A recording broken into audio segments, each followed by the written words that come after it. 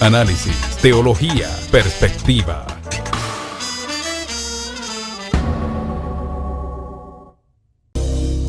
La afirmación de que algo es bíblico es problemática. Pero en general, los sectores de la comunidad evangélica que tienen o presumen de tener un protagonismo en la sociedad dominicana entienden que algunas cosas no deben aprobarse, no pueden aprobarse en este país de tradición cristiana dominante porque tal cosa no es bíblico. Por lo tanto, si se está practicando, no debe seguirse practicando, o si se pretende aprobar, no debe aprobarse o debe suprimirse por no ser bíblico, por carecer del apoyo bíblico. Ahora bien, en primer lugar, decimos que la afirmación de que algo es bíblico es problemática. Vamos a dar algunas razones. En primer lugar, porque ignoran quienes dicen eso, que incluso entre los grupos cristianos mismos, o sea, grupos cristianos evangélicos, principalmente, protestantes evangélicos, no hay acuerdo precisamente en lo que se entiende que es bíblico y lo que no es bíblico, entre lo que se supone que tiene apoyo bíblico y lo que se supone que no. Después de todo, dicha afirmación de que algo es bíblico o no es bíblico se sustenta en la particular teología, praxis y tradición eclesial de cada grupo, factores a la luz de los cuales se asume, se lee, interpreta y se aplica la Biblia. En segundo lugar, que solo ha de ser vinculante y obligatorio lo bíblico, por supuesto, en el marco de la relatividad esencial que la caracteriza y que ya mencioné en el párrafo anterior, estrictamente para quienes de una forma u otra han adoptado la Biblia y la fe cristiana, o más bien alguna expresión de ella, como marco de referencia vital. No así para el resto de las personas, por bien intencionada que pueda ser la propuesta cristiana y evangélica. Es decir, tú no puedes ponerle como camisa de fuerza a la sociedad a un grupo o segmento de personas que no han adoptado la Biblia como marco de referencia, decirle entonces que no puede hacer algo o de si debe hacerlo porque la Biblia lo manda, o que no debe hacer algo porque la Biblia no lo manda. Sencillamente, la Biblia no es para el resto de la sociedad que no es cristiana y evangélica, no tiene la fuerza vinculante que sí lo tiene para las personas que conviven en el seno de la fe cristiana en alguna forma de las distintas expresiones de fe que tenemos o de las comunidades que tenemos a lo interno de la comunidad cristiana y evangélica en general. Además, ante el carácter esencialmente contextual de los textos bíblicos, en términos históricos, socioculturales, ideológicos, lingüísticos, geográficos, etc., se impone que reconozcamos algunas realidades e implicaciones que como limitantes actúan en nuestro ejercicio de lectura, exégesis e interpretación, actualización y aplicación de los textos bíblicos. Entre estas podemos mencionar las siguientes. En primer lugar, que no siempre los temas, asuntos y desafíos que nos interpelan hoy estuvieron en el horizonte de los autores de la Biblia, o por lo menos no en la forma ni bajo los términos en que los conocemos nosotros en el presente.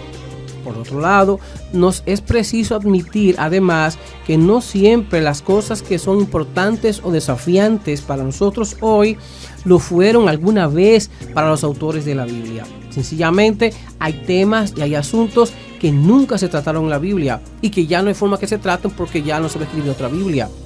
Por lo tanto, es preciso admitir que mientras más insistimos en el contexto, mientras más insistimos en el aspecto contextual e histórico, sociocultural de los textos bíblicos, más difícil se hace el que se le imponga de manera universal, como si los autores de la Biblia hablaron para todo el mundo y dando respuestas para todo el mundo, para todas las épocas, y que trataron todos los asuntos del lugar.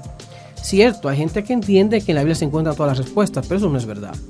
En segundo lugar, no es cierto que la Biblia posee una guía y respuesta automática para todas las preguntas que las personas y comunidades hermeneutas quisieran plantearle o se planteen. La Biblia no es una bola de cristal ni el mejor horóscopo de la historia.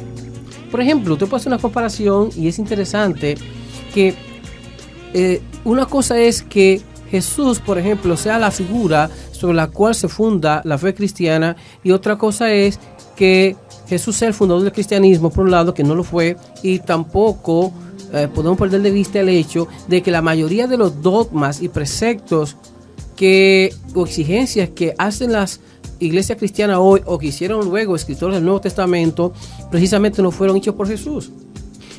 Por ejemplo, agarre todo lo que creen nuestras iglesias y practican a diario y se enseñan sobre cualquier aspecto o tema, ya sea que tenga que ver con la Santa Cena o la Eucaristía, que tenga que ver con la forma de organización de la iglesia, etcétera. Tenemos que apelar a Pablo y no a Jesucristo. Hay muchísimos temas de los cuales Jesús no dijo absolutamente nada. Sin embargo, entonces hoy se imponen y se tratan de imponer una serie de cuestiones y de temas en las que sencillamente Jesús no dijo nada. Pero en muchos casos, peor todavía, tampoco luego los que fueron seguidores de Jesús, que fueron los que al fin y al cabo fueron configurando lo que hoy entendemos como fe cristiana. En tercer lugar, nuestra apropiación de los textos bíblicos supone el reconocimiento de lo parcial y tentativo, o sea, no inclusivo, que muchas veces fue el abordaje de un determinado asunto por los autores de la Biblia. Eso cuando lo hayan abordado y si es que en verdad lo abordaron. Que sencillamente, repito, hay temas que nunca fueron abordados por los autores de la Biblia.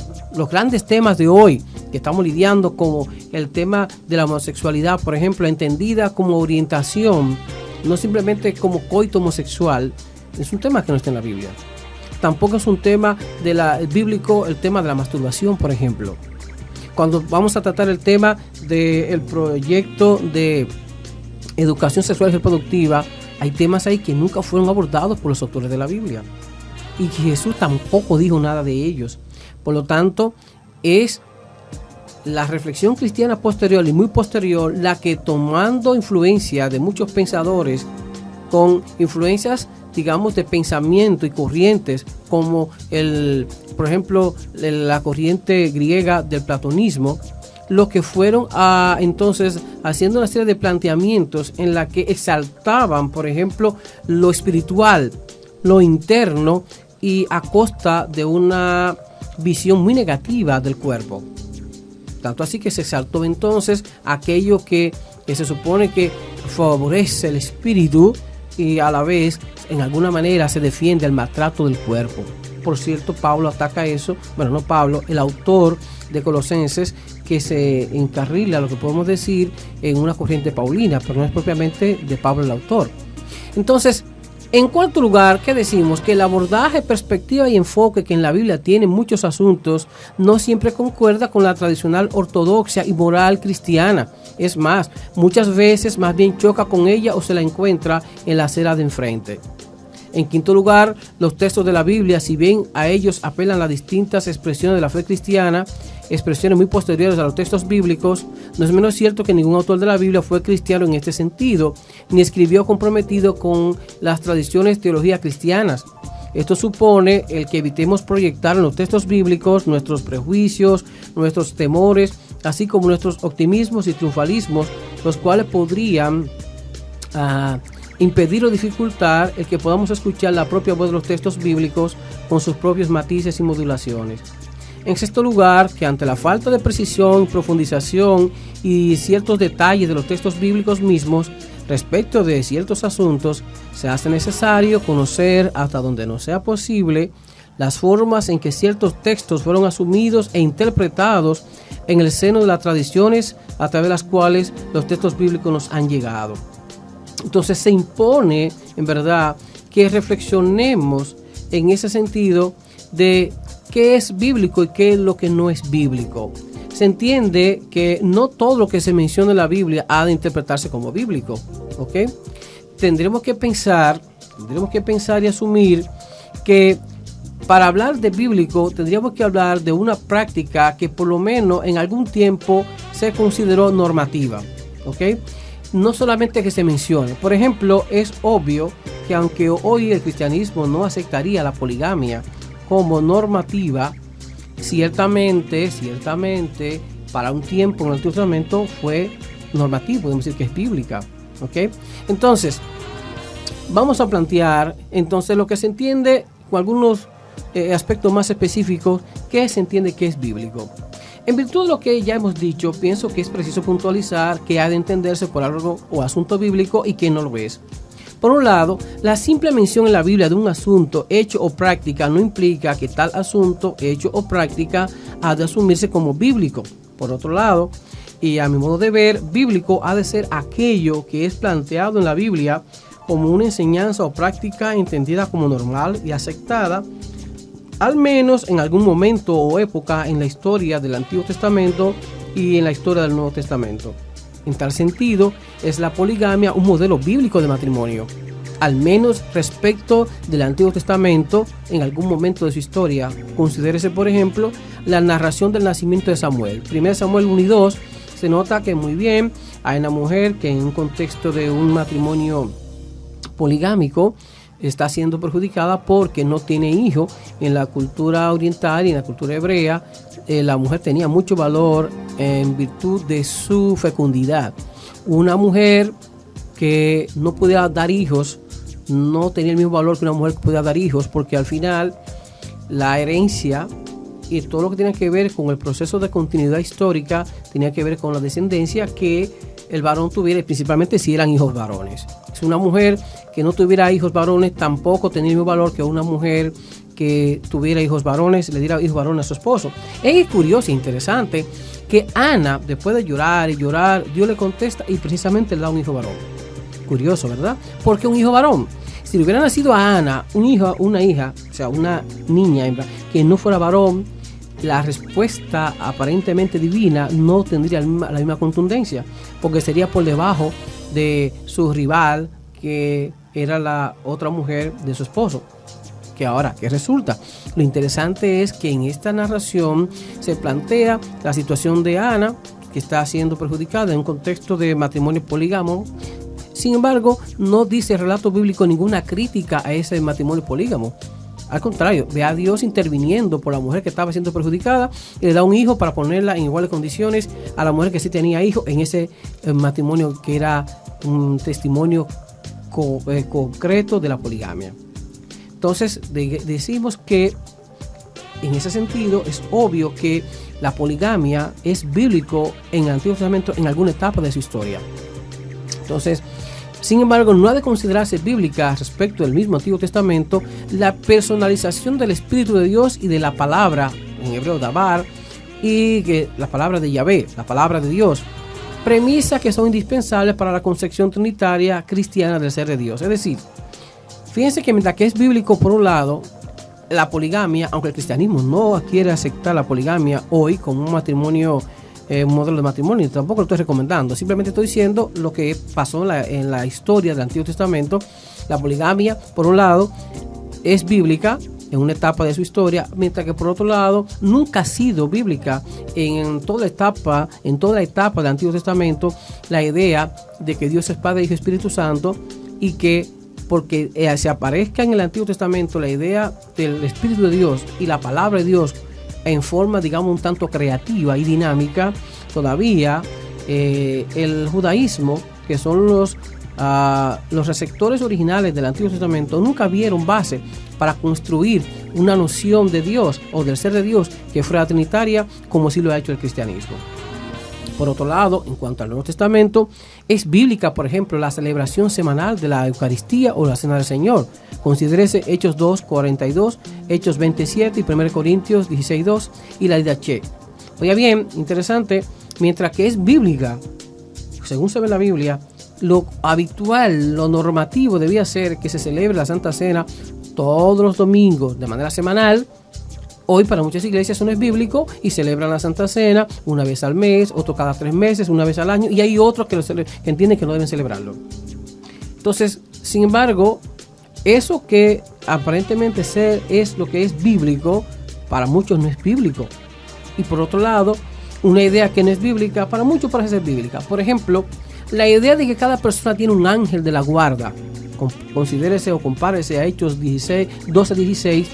Para muchos es principalmente católico, incluso cristiano, entienden evangélico, que tenemos un ángel de la guarda. El ángel de Jehová acampa alrededor de los que le temen. Bueno, pero la verdad es que no vemos en el Nuevo Testamento ninguna tradición que deje ver que es normativa la idea, que es bíblica la idea de que cada persona tiene un ángel que lo protege y lo guarda. Eso no es bíblico. Sin embargo, sí se menciona que había la tradición de los ángeles de la guarda en la historia hebrea. Además, hay que decir también que una angelología extrabíblica la angelología está mucho más desarrollada fuera de la Biblia que en la Biblia. O sea, en los libros apócrifos está más desarrollada la angelología que en el Nuevo Testamento y que en el Antiguo Testamento.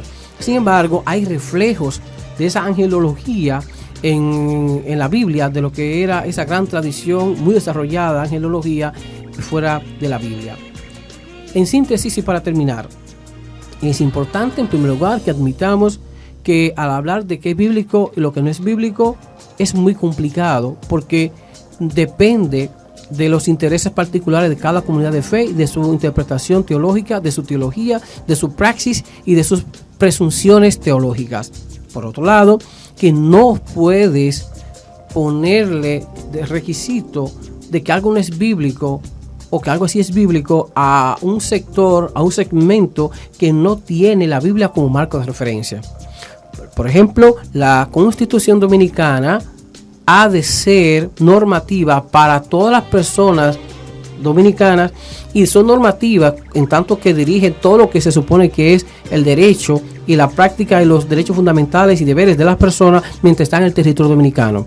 Tú no puedes aplicar en la Constitución Dominicana como normativa por ejemplo, a los Estados Unidos. Se le aplica como normativa a una persona que visita nuestro país porque al visitar se somete al marco jurídico dominicano que está precisamente regulado por la Constitución. Ese es nuestro comentario. Hasta la próxima.